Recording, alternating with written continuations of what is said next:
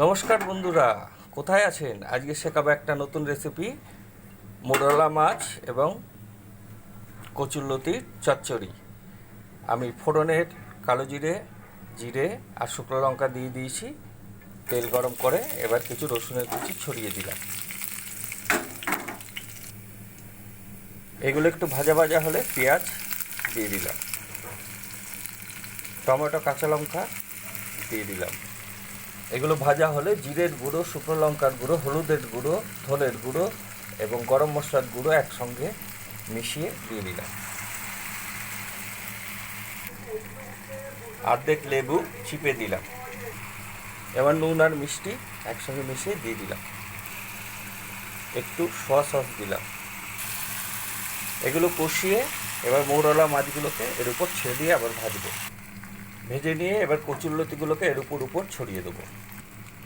এবার অল্প করে জল দিয়ে এটাকে সিদ্ধ হতে দেবো।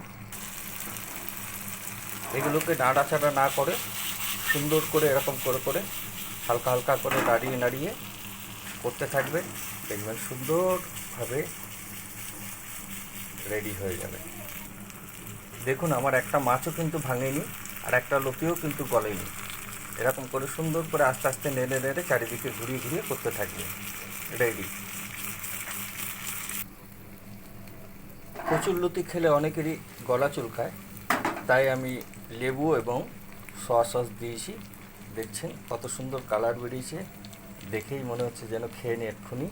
ভাতের সঙ্গে, রুটির সঙ্গে, পরোটার সঙ্গে আপনারা খাবেন, দেখবেন এর অপূর্ব স্বাদ লাগবে।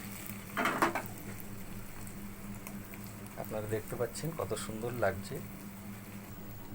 এইরকম আরও সুন্দর সুন্দর রেসিপি জানতে হলে অবশ্যই আমার চ্যানেলটিকে সাবস্ক্রাইব করে রাখতে হবে এবং বেল আইকনটি টিপে রাখবেন, যাতে আমি ভিডিও ছাড়লেই আপনাদের ওখানে সকলের কাছে সবার আগে পৌঁছায়।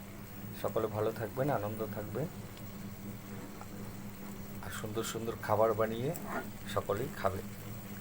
আজকের মতো আসি, টাটা।